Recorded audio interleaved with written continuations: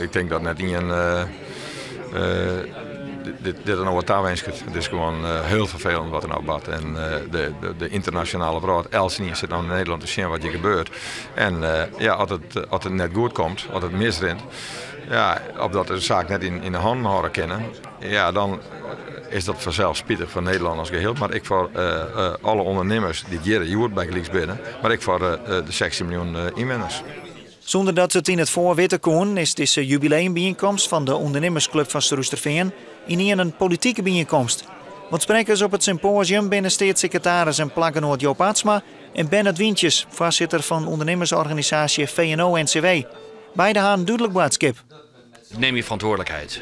De crisis is ernstig voor Nederland. We stonden op het punt toch een pakket aan Brussel te presenteren, wat hopelijk weer vertrouwen gaf in de financiële wereld. Dat Nederland op de goede weg was, zijn begroting in orde zou krijgen.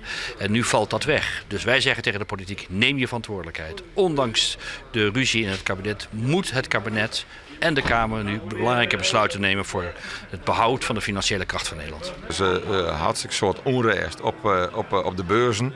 Nou, de rente gaat omheen. Nou ja, dat zijn effecten die je eigenlijk verwachten kennen. En daarom is het wel van belang dat zo gauw mogelijk duidelijkheid gedaan wordt en dat je zo gauw mogelijk toch met een aantal maatregelen kan kennen die in elk geval de taal leerden, dat het te kwaad binnen de perken blijft. Maar ja, wij gaan het volle te wollen. Dat gaat nou al jaar in de oorlis, één op één met alle fracties in het Tweede Kamer. Duidelijkheid wil ik graag deze ondernemers, want het consumentenvertrouwen is al leeg en wordt met de politieke crisis ook net heger. Consumentenvertrouwen, dat moet weer omkomen.